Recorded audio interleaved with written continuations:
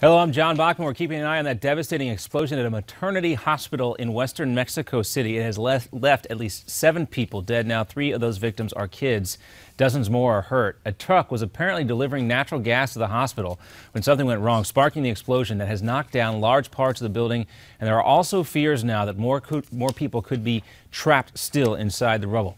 Now, that deadline set by ISIS for a prisoner swap has now come and gone. The terror group demanded the release of a convicted terrorist in exchange for the life of that captured Jordanian pilot. But Jordan had demands of its own. We want to emphasize that we have asked for a proof of life from Daesh, and we have not received anything as of yet. So there you go. No word on the fate of the pilot or that other hostage under that death threat from ISIS, that Japanese war correspondent. Back for more today, the Senate Judiciary Committee holding its second day of hearings on the nomination of Loretta Lynch as Attorney General. Several other witnesses have been testifying both in support of Lynch and the others invited by Republicans to highlight the opposition to the president's use of executive powers. The president is also looking to put an end to the atomic budget cuts, also known as sequestration.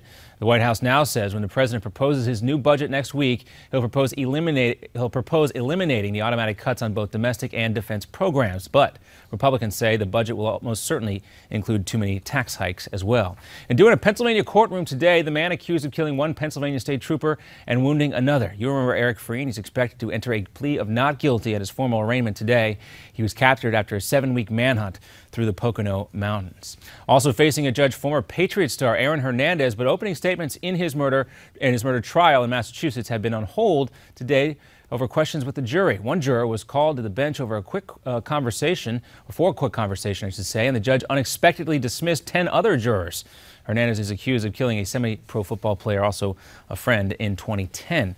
Malaysia Airlines Flight 370, which vanished nearly a year ago, if you can believe that, has now been declared officially lost. Officials in Malaysia now say the plane suffered an accident, and the search for the survivors has officially ended. 239 people were aboard and are now presumed dead. The search for the wreckage in the Indian Ocean, though, will continue. And the measles outbreak that we've told you so much about, traced back to Disneyland, is getting worse. Dozens of students at a California high school have been suspended for 2 weeks because they have not been immunized. A fellow student may have been exposed.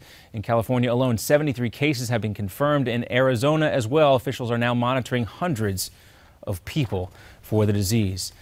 Also, we have another Newsmax Now update coming up for you in 30 minutes. We're also going to continue to follow what we've been talking about for the last several days, and that's our previous interview with Chris Kyle. Stay tuned. We'll have an update on what Jesse Ventura is saying today coming up a little bit later.